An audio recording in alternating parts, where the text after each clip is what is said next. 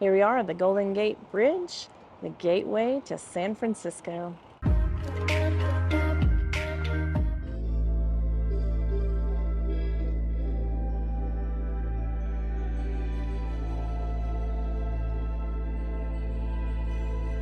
Fred, Nikita, and I are here at the San Francisco RV Resort.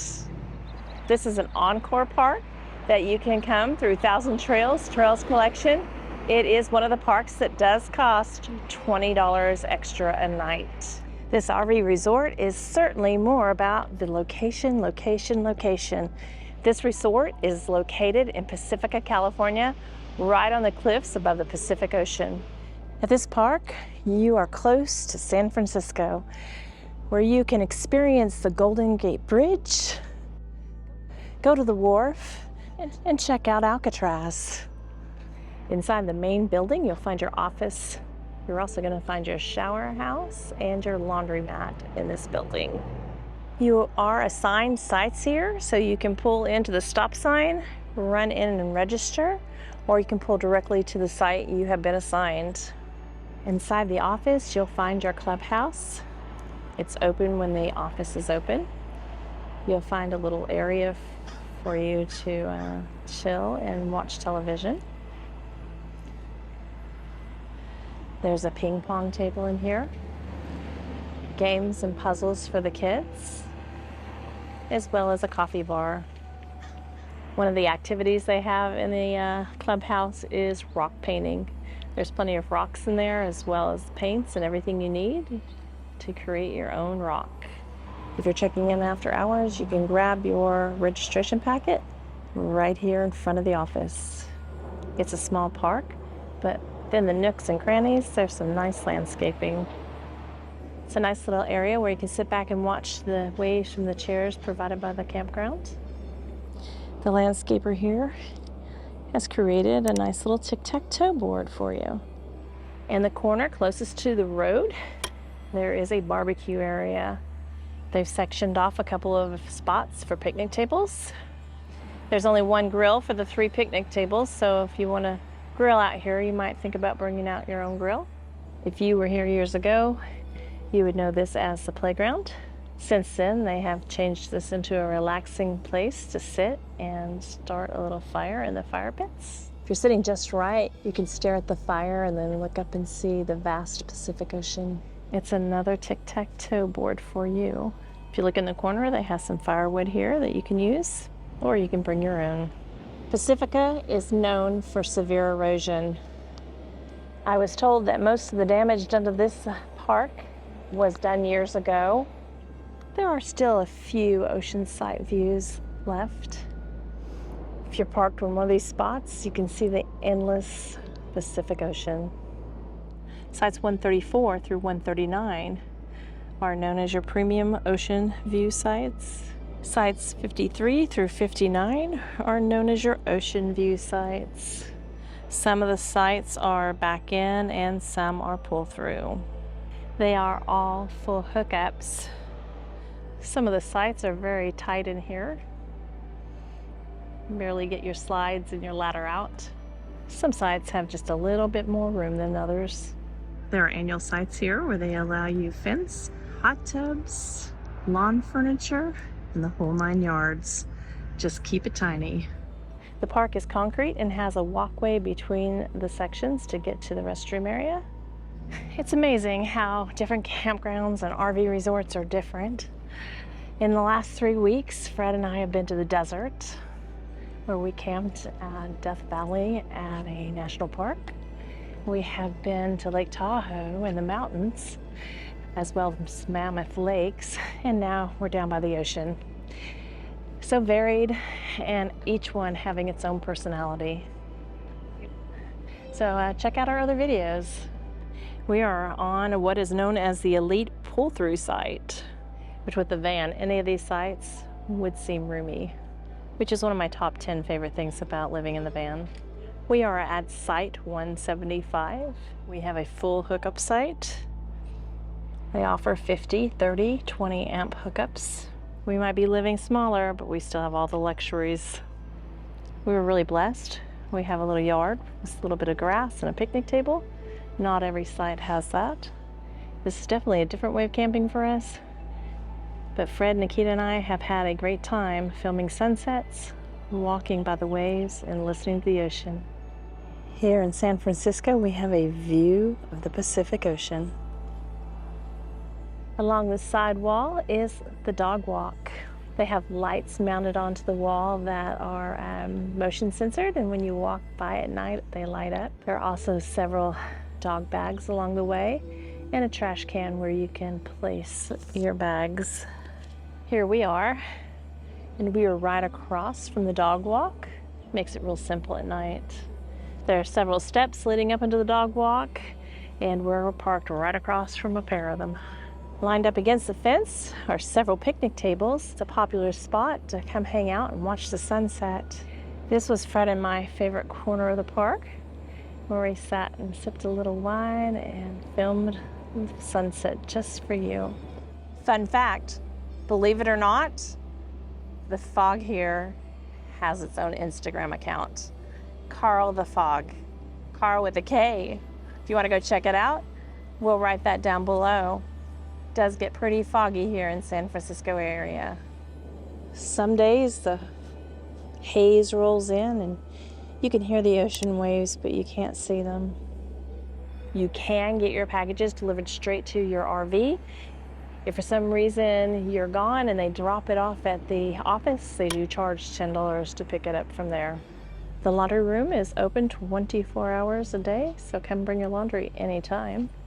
There's a code on it, changed monthly, but they seem to prop the door open here a lot. There are several washers and dryers in this facility. You can use your PayRanger app.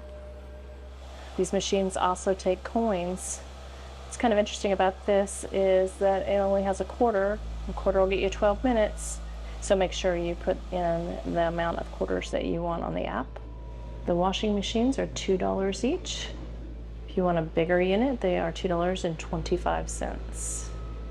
Check the price. Some of the bigger machines cost a little bit more. They're either $2.25 or $2.75, depending on which one you choose. Now that we live in our van, I really do appreciate these laundry baskets and folding tables. They have a few books in here if you want to take one and bring one back. You'll find your household trash and your recycling bins right beside the laundry. They're doing a lot of work here. I've seen them working since we've been here, so I'm looking forward to seeing how it looks after they're done. Looks like you have 3 of everything. 3, 3, and 3. It's a little changing area, place to set your things. It looks like a nice big shower head. I might do laundry publicly, but I still use my bathroom in the van. Fred likes using the shower house. I think he appreciates when they have something to place his soap on. There's an exit on the north and the south side of the park that lead to the Coastal Commission Trail. There's a concrete bench on the north side and the south side of the park, compliments of the Coastal Trail, where you can sit and enjoy watching the waves on the coast. You'll see a lot of people walking or biking down this way because this is part of the Coastal Trail. And since the Coastal Trail has kind of fell into the ocean, they come through the park. If you exit out this gate, you take this path to some coastal shops. There's also a Safeway where you can grab some groceries. And if you continue along, about 7 or 8 minutes from the park, there's access to a beach, and it's dog friendly. Nikita and I explored it a little bit. This is the Hottentotten fig. It's a ground creeper that is covering the cliffs near the water. This is an invasive plant to California, but if you're in a pinch, the leaves and the flowers are edible and good for making a sour tart jam. And they're absolutely beautiful. The beautiful figs of the Hottentotten come in both pinks and yellow along this trail. You'll find a couple of benches along the coastal trail that you can sit on and watch the sunset or just listen to the waves beat on the cliffs.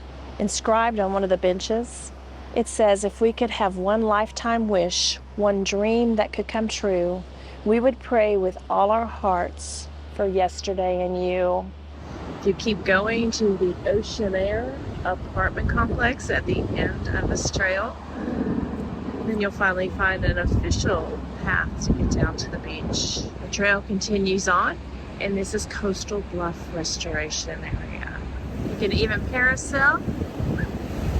Those are the little ones that have the engines on, so when they turn around, you go right back to where they started from.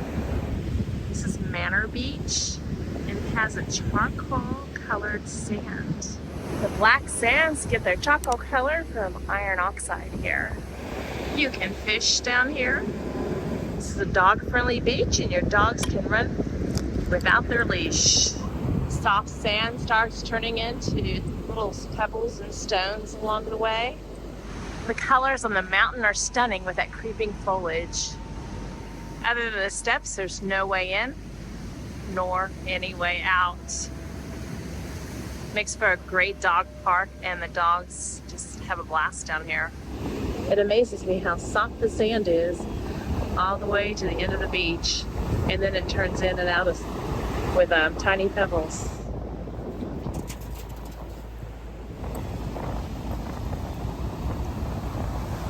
Nikita's first time free in the water.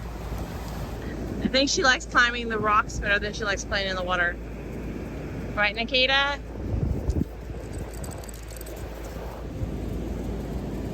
Oh boy, I think she likes the birds.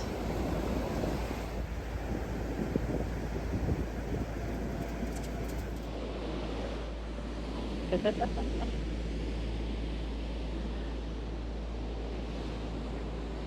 at the top, you can see where the concrete barriers have eroded and broken off during storms or just natural erosions. It's cold. Oh. What'd you think of that, Nikita? One day, this little entryway is not going to be here anymore. But there will always be another way, at least until the Lord comes. After all, this is California, and we all know that it's slowly sinking to the ocean. More erosion, natural water erosion. Just don't get too close to the edge. At the top of the cliff, you can see where parts of the RV sites hit the ocean. You can also see the white pipes still sticking out and some of the concrete. Walking along the beach brings up a lot of memories of my childhood. I'm going to share a little story with you, just so we can get to know each other. I was born in California and used to hit the ocean till I turned about 10, and we moved to the country in the late 70s. My first introduction to camping as a child was actually camping on the beach. We lived close to Malibu way before it was developed. We'd pack our things and we would drive down to the beach, and my dad used to park on the cliff just like you see above, right on the edge. I remember closing my eyes, scared to death, knowing that we were going to tumble over the edge. We would find a little trail leading down to the beach and lug all our camping gear onto the beach, back before you probably had to have permits, when it was pretty secluded.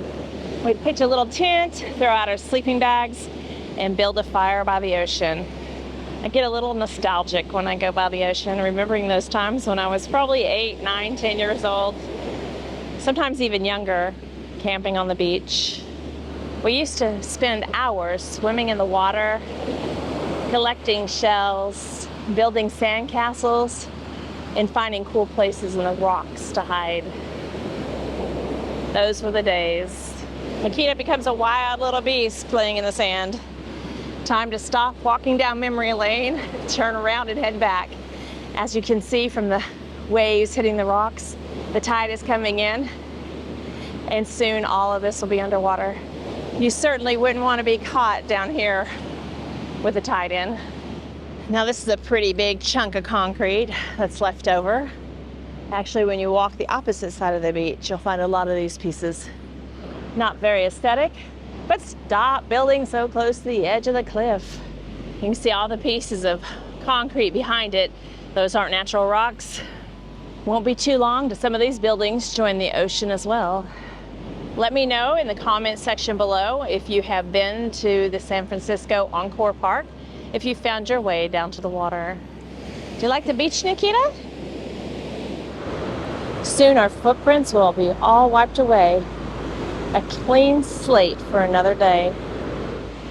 It kind of reminds me when you're saved, you get a whole clean slate. And then as life goes on, you kind of mess it up again. But you ask Jesus to forgive you. And just like the ocean waters wipe away our footprints, the Lord forgives our sins. Isn't it beautiful? Been walking down by the water. We're going to use the outside shower for the first time. Here's the hose that came with the van. So don't laugh as I do this. This is the first time that I've tried it. This is the outlet where I'm supposed to plug this little blue thing into. Apparently, I didn't push hard enough. Just shove it. Darling, will you wash my feet? Oh. Them things are nasty. Oh my goodness. Oh, where the heck have you been? In the ocean. Oh, good thing that's not an electrical cable. Oh, yeah, that's good. Okay, all done? Almost. And this... Hit your face? No. You sure you don't want me to... And this is our... Mary? No. I might set it out on the table. Squeeze. Because you don't want to put it back in the van full of water. So you just empty it out.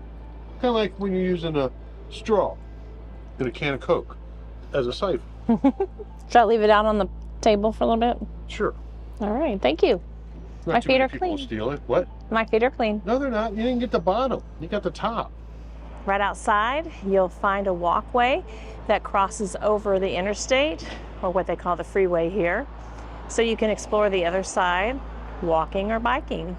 The Samtrans bus is located right outside the resort, and it will take you to BART. If you're looking for a bus schedule, you can find one below the TV in a basket in the office. Seems like the mode of transportation here is Uber or Lyft to get into San Francisco. I've seen several pull out of here.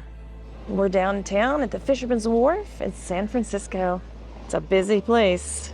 If you like to shop, walk by the water, and try new seafood, I think this might be where you need to stop by. Walk on down the wharf. Live music, food, and shops. Oh, our little guy's hurt his leg. Are you okay, little guy? No. Don't you go out on the road. You can view Alcatraz here from the wharf, or take a boat and go on a tour. The big mystery, did they really escape through that cold, cold water?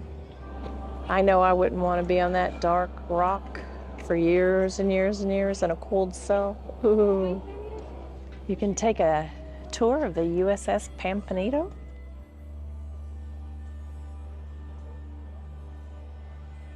The Mark 14 steam-driven torpedo. That's what came out of that sub. The USS Pampanito is a National Historic Landmark. If you don't want to drive around town, you can always take the big bus. It's a trolley car. Nikita's a people watcher, and she loves going through the city streets. Oh my God, did you see that? There's no driver in there. So that would be weird. There's no driver. I want to see the window windshield. Here we are at the Golden Gate Bridge, the gateway to San Francisco. If you pull on the strings, you can raise the roadway decks, showing the suspension cable tension versus tower height. Which one of you would want to walk across the San Francisco Golden Gate Bridge? Let me know in the comment sections below. They say it takes an hour, depending on how many times you stop to take photos. As you cross the Golden Gate Bridge, there's lots of bikes and people. There's a couple of places you can pull off and take pictures, but it's still chain link, so kind of hard to get that good shot. Let me tell you right now, walking across the Golden Gate Bridge is loud and the bridge is shaky. All right, it's time for the San Francisco RV Resort Cellular Service Report. Well, like a rocket, Verizon takes off at 78 megabits per second down and 11.3 megabits per second up. Meanwhile, T-Mobile close behind at 51.7 megabits per second down and 23.3 megabits per second up.